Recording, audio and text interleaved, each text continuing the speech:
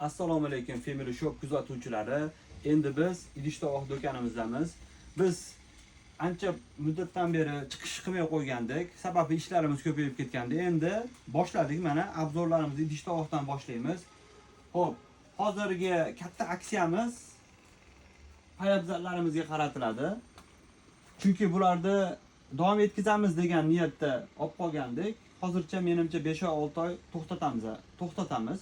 Shuning uchun biz katta aksiya qildik. Katta aksiyamiz qanaqa bo'ladi? 1+ aksiyaga 1+1 aksiya qo'yib yubordik. Bu nima degani?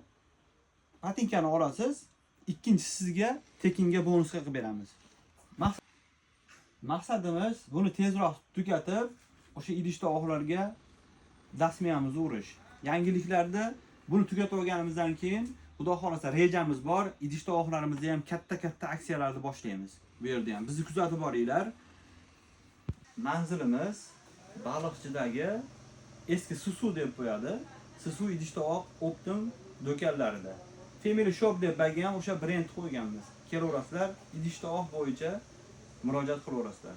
Dastavkalari, ko'p yangiliklarni endi bu yerda bonuslarni, dastavkalarni bu yerda oshirib boramiz, qilib boramiz.